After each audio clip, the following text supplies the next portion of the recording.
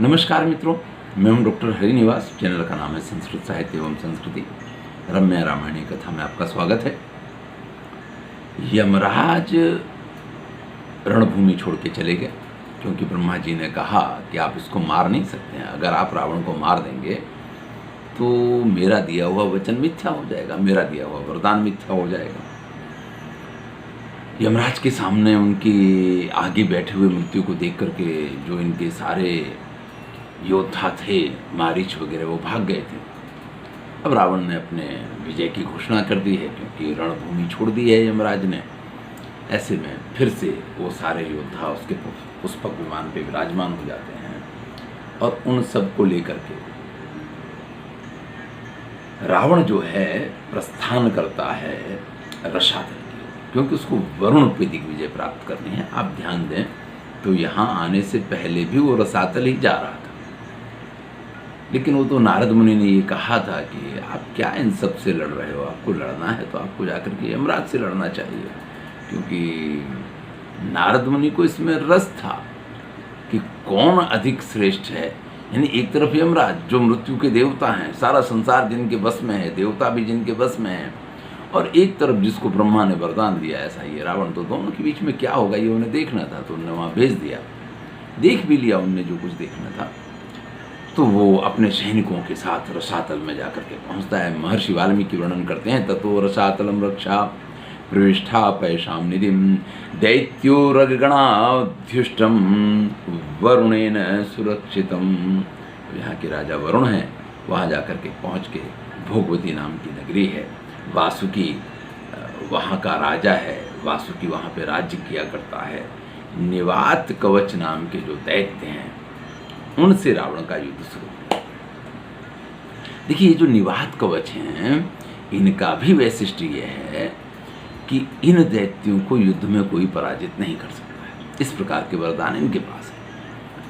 तो वर्णन करते हैं कि रावण और निवात कवच नाम के जो दैत्य हैं इनके बीच में 1 साल तक युद्ध चला। भयंकर युद्ध हुआ दोनों के बीच में, लेकिन न तो वो हार रहे हैं, उसको भी वरदान है, वो भी बलशाली है। तब ब्रह्मा जी आकर के पहुँचते हैं और ब्रह्मा जी आकर के उन निवात कवचों से कहते हैं, नहीं अयम रावणो युद्धे शक्यो जेतुम सुरासुरैः ना भवन्ता क्षयम नेतुम मपि सामरदानवैः। भाई, रणभूमि में ना तो आप लोगों का क्षय हो सकता है, निवात कवचों से कहते हैं, और ना ही ये रावण ऐसा है कि जिसको सुर असुर कोई भी पराजित कर पाए।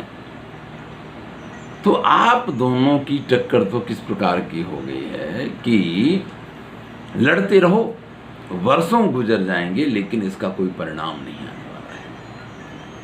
अगर हमारी बात मानो, राक्षसस्य सखित्वं च भवद्भिः रोचते, आपको इनका मित्र पद स्वीकार करना चाहिए, अर्थात आप दोनों पक्षों के बीच में मैत्री हो जानी चाहिए।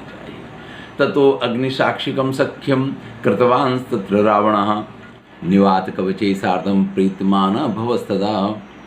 देखिए, रावण को तो विजय चाहिए। विजय का एक ही स्वरूप नहीं होता है। आप या तो सत्ता का स्वीकार करें या आप मित्रता का स्वीकार करें। ये बात अलग है कि रावण जैसा अहंकारी व्यक्ति किसी के सामने मित्रता का प्रस्ताव नहीं रखेगा, वो सिर्फ विजय का प्रस्ताव रखेगा। लेकिन अगर सामने वाले की तरफ से, फिर ब्रह्मा जी ने आकर के, क्योंकि ब्रह्मा जी का तो मान सम्मान रावण भी करता है क्योंकि उन्हीं के पास से वरदान मिला है। यमराज के सामने भी उसके प्राणों की रक्षा एक तरीके से ब्रह्मा जी ने की थी। तो रावण भी इस प्रस्ताव को स्वीकार कर लेता है। वर्णन किया है कि 1 वर्ष तक रावण वहाँ रहा है। ततोपधार्य मायानाम शतमेकम समाप्तवान, और उन दैत्यों के पास से उसने बहुत सारी मायाओं को सीखा है। शतमेकम, 100 से अधिक मायाओं को उसने वहाँ पे सीखा है। और अब रावण जो शक्तिशाली था वो मायावी भी हो गया है, ये आप समझ सकते हैं। यानी उसकी शक्तियों में अभिवृद्धि हुई है। निवात कवचों के साथ उसकी मित्रता हो गई, आगे बढ़ता है। और कालके नाम के जो दैत्य हैं, आपको याद हो तो शूर्पणखा का विवाह जो विद्युत जीव के साथ हुआ था वो इसी परिवार से था। उन कालके राक्षसों के साथ इसका युद्ध होता है और उस युद्ध में ये भी भूल जाता है कि इसमें हमारे बहनोई भी हैं। महर्षि वाल्मीकि वर्णन करते हैं, शूर्पणख्यास्य भर्तारम असिना प्राचीन तदा, वो शूर्पणखा के पति को भी अपनी तलवार से काट देता है। यानी रावण ने स्वयं अपनी बहन के पति का सिर काट करके अपनी बहन को विधवा बना दिया है। ध्यान दीजिएगा, बहुत से जो नवयुवान है ना, जो रावण की कथा को नहीं जानते हैं, वो ये कहते हैं कि जैसे एक बहन के लिए रावण ने अपने प्राण निछावर कर दिए, उसका बदला लेने के लिए राम और लक्ष्मण के साथ, क्योंकि उन्होंने उसकी नाक काटी थी, और उसका बदला लेने के लिए ये रावण बहुत अच्छा भाई था। इसी रावण ने उसके पति का सिर काटा था। तो ऐसे भाई को आप आदर्श भाई तो कैसे भी नहीं कह सकते हैं। भाई हमारे यहाँ तो ये होता है कि बहन भी पूज्य होती है, और बहनों ही है तो वो भी पूज्य होता है। लेकिन जो वर्णन मिलता है इसी प्रकार का है। उन काल के दैत्यों को पराजित करके अब वरुण के भवन को ढूंढ रहा है, क्योंकि उसको तो वरुण पे विजय प्राप्त करनी है। कैलाश पर्वत की तरह अत्यंत देदीप्यमान सफ़ेद कलर का वरुण का महल दिखाई देता है। वहाँ पे सुरभि नाम की गाय है, जिसके स्तनों से हमेशा दूध बहता रहता है, और उसी दूध से पूरा जो क्षीर सागर है उसकी रचना हुई है। महर्षि वाल्मीकि वर्णन करते हैं, क्षरंतीम चा पयः तत्र सुरभिम गाम अवस्थिताम यस्याः पयोभि निश्यंदा क्षीरोदो नाम सागरः। उस गाय को देखता है, वहाँ पे वो स्थान भी है जहाँ से चंद्रमा का जन्म हुआ है, जिसमें शीत रश्मि निशाकरा सुंदर शीतल किरणें और चांदनी फैलाने की जिसकी शक्ति है।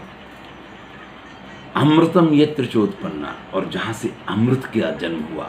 स्वधाचा स्वद भोजियान, देवता जिसका भोजन करते हैं, वो अमृत भी इसी समुद्र में से निकला था। तो रावण वो सारे स्थान देखता है और फिर उस सुरभि गाय को उसकी परिक्रमा करता है।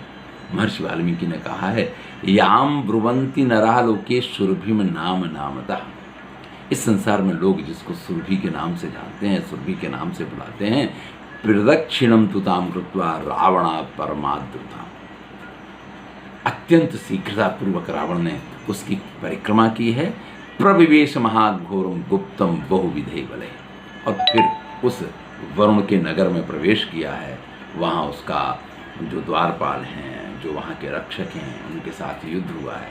लेकिन वो कितनी देर रावण के सामने टिकते। उन्होंने जाकर के जब वरुण को समाचार दिया है, तो वरुण लोक से पुत्राः पौत्राश्च निष्क्रामन गौश्च पुष्कर एवच। अब इनके पुत्र पौत्रादि निकलते हैं, नाम यहाँ पे दिए हैं गौ और पुष्कर। तो गौ और पुष्कर नाम के उनके पुत्र पौत्रादि रावण से युद्ध करने के लिए निकलते हैं। इस युद्ध में रावण के सैनिक अपना पराक्रम दिखाते हैं, रावण अपना पराक्रम दिखाता है। लेकिन वरुण के ये पुत्र पौत्रादि जो हैं, ये अत्यंत शक्तिशाली हैं। काफ़ी देर तक युद्ध चलता है। इनके इस भयंकर युद्ध में एक बार तो स्थिति ऐसी आती है कि वो रावण को भयंकर तौर से घायल करके और बेहोश कर देते हैं। तब महोदर अपने राजा को इस प्रकार से देख करके अत्यंत क्रोधित होकर के और उनके घोड़ों के ऊपर प्रहार करता है। इससे उनके रथ के घोड़े जो हैं वो मर जाते हैं। रावण आकाश में अपने रथ को लेकर के युद्ध करने के लिए पहुंच जाता है। ये वरुण पुत्र भी आकाश में जाकर के युद्ध करते हैं, लेकिन फिर रावण के सामने ही नहीं टिक पाते हैं। महर्षि वाल्मीकि ने इस प्रसंग का वर्णन किया है कि सीदमानान सुतान दृष्ट्वा व्यूहलान सा महाबला ननाद रावणो हर्षान महान अम्बुधरो यथा। जैसे भयंकर समुद्र गर्जना करे ना, या जैसे भयंकर मेघ, अम्बुधरो का दोनों अर्थ होते हैं। अम्बुधर यानी मेघ भी होता है, और गर्जना भी समुद्र भी करता है और बादल भी करते हैं। तो जैसे कोई विशाल बादल जो हो और वो जोर से गर्जना कर रहा हो, इस प्रकार से वरुण के उन पुत्रों को पृथ्वी पे पड़ा हुआ देख करके, और जब उनके सैनिक उनको अंदर उठा लेंगे तो रावण भयंकर गर्जना करता है, क्योंकि यहाँ उसको अपनी विजय दिखाई देती है। फिर वरुण के भवन में प्रवेश करके कहता है कि कहाँ है वरुण, निकालो उनको बाहर। तब वरुण के सेवक कहते हैं, गतः खलु महाराजो ब्रह्मलोकम जलेश्वरः गंधर्वम वरुणः श्रोतुम तम तुमाओ भय से युद्धि। आप जिसको युद्ध के लिए बुला रहे हैं वो तो ब्रह्मलोक गए हुए हैं वरुण देव, क्योंकि वहाँ गंधर्व और जो नृत्य आदि चल रहा है गंधर्वों का, उसका आनंद लेने के लिए ब्रह्मलोक गए हुए हैं। तो अब तो क्या रह गया, आपको जो युद्ध करना था आप उस युद्ध को जीत गए हैं, वरुण यहाँ है नहीं। इस प्रकार से इस लोक पे आपका विजय हुआ है। तरीके से रावण की विजय को स्वीकार कर लिया है वरुण लोक में। वरुण देव उनके सामने नहीं आए हैं। रावण अत्यंत हर्षित होता है, वो तो सब जगह यही करता है, अगर कोई उपस्थित नहीं है तो मैं जीत गया। इसी प्रकार से उसने यहाँ पे कहा है। और इतना करने के बाद वो उस अस्मनगर में यहाँ से वहाँ घूमने लग जाता है। इस नगर का नाम अस्मनगर बताया गया है। और वहाँ घूमते घूमते उसको एक बड़ा ही सुंदर घर दिखाई देता है। गृहम परम भास्वरम, अत्यंत तेजस्वी घर उसने देखा है। विशालकाय बड़ा सा घर है। उसके द्वार पे खड़े हुए द्वारपाल के रूप में उसको विष्णु दिखाई देते। विष्णु को पहचानता नहीं, लेकिन एक दिव्य विभूति दिखाई देती। उनके पास पहुंच जाता है, वो कहता है ये घर किसका है। वैसे तो पहले सेवकों को भेजा था, जो प्रक्रिया होती है, लेकिन सेवक तो वहाँ से डर के भाग आए थे, क्योंकि अंदर जिसको उसने तपस्या करते देखा था उसके स्वरूप को देख के डर के भाग आए थे। तब रावण स्वयं गया है, और रावण ने जाकर के जब पूछा तो उन्होंने कहा कि आपको मिलना है तो आप अंदर चले जाओ, जाके मिल लो भाई, हमसे क्या पूछ रहे हो, जाओ अंदर जाके मिल लो। ऐसे में रावण उस महल के अंदर पहुंच जाता है। वर्णन है कि महाराज बलि यहाँ पे अपने ध्यान में मग्न बैठे हुए थे। रावण उनके पास पहुंच गया तो उन्होंने रावण को पकड़ के अपनी गोद में बिठा दिया, जैसे रावण एक छोटा सा बच्चा हो। महाराज बलि का शरीर बहुत बड़ा है, बहुत विशालकाय है, तो उनको अपनी गोदी में बिठा लिया। रावण पूछता है कि भाई ये बाहर कौन खड़ा था, और आप इस तरीके से यहाँ जैसे बंधे पड़े हैं, ऐसी स्थिति है, तो मैं आपसे ये कह रहा हूँ कि मैं आपको यहाँ से छुड़वाने आया हूँ। महाराज बलि कहते कि भाई अगर आप हमें छुड़वाना चाहते हो तो ये तो हमारे लिए आनंद की बात है, लेकिन पहले आप उनके पराक्रम को तो जान लो जिन्होंने हमें बांधा है। हमारे बड़े बड़े पितामह और सब लोग जो हुए हैं ना, वो बड़े पराक्रमी थे, और फिर भी इनके सामने वो कोई टिक नहीं पाए हैं। फिर पूरी बलि ने कथा सुनाई है हिरण्यकशिपु की। और फिर भी रावण को एक जो अहंकार था, उस अहंकार को तोड़ने के लिए महाराज बलि उससे कहते हैं कि देखो भैया, सामने वो एक गोल चक्र पड़ा हुआ है, उस चक्र को अगर आप उठा के ले आओ हमारे पास तो हम इस चीज़ को मान लेंगे कि आप हमें यहाँ से मुक्ति करा सकते हैं। रावण बड़े उत्साह में खड़ा हुआ और उसने उस चक्र को उठाने की कोशिश की। महर्षि वाल्मीकि ने वर्णन किया कि जब उस चक्र को उठाता है तो स्वयं वो चक्र उसके ऊपर गिरा और चक्र के नीचे दब जाता है। बड़ी मुश्किल से अपने आप को उस चक्र के चक्कर में से रावण बचा पाता है, लेकिन जब चक्र गिरा है और वो जो सारे आवाज़ हुए हैं, इससे पूरी सेना रावण की जो है व्याकुल हो जाती है। फिर रावण से वो बलि कहता है कि भैया ये जो तुम उठा रहे थे ना, जो आपसे उठा नहीं है, ये हमारे प्रपितामह जो थे हिरण्यकशिपु, उनके एक कान का कुंडल है। रणभूमि में एक कुंडल तो कहीं गिर गया, लेकिन ये उनके एक कान का कुंडल है। इस चक्र को, यानी इसको तो वो अपने कान में कुंडल की तरह पहना करते थे, और उन हिरण्यकशिपु नाम के हमारे पितामह को, प्रपितामह को इन्होंने मारा है। अब आप इनके पराक्रम को समझ सकते हैं। फिर भी अगर आपको ऐसा लगता है कि आप मुझे इनके बंधन में से छुड़वा सकते हैं, तो बोले हैं कहाँ वो? बोले ये जो दरवाजे पे खड़े हैं ना, हमारे यहाँ द्वारपाल का जो काम कर रहे हैं, ये वही है। तो रावण को तो अभिमान तो था, यहाँ अभिमान चूर भी हुआ, लेकिन फिर भी नीचे गिरे, पर टंगड़ी तो ऊंची की ऊंची, एक कहावत है। तो उस हिसाब से रावण कोशिश करता है कि लाओ एक बार युद्ध तो करके देख ही लें, होना क्या है।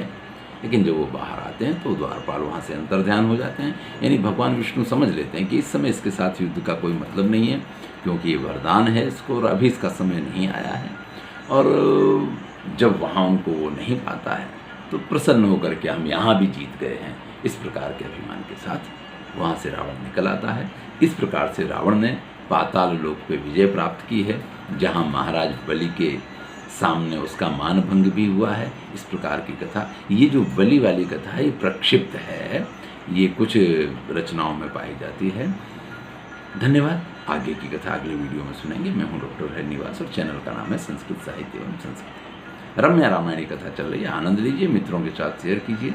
अगर वीडियो आपको अच्छा लगता है इसको लाइक करना ना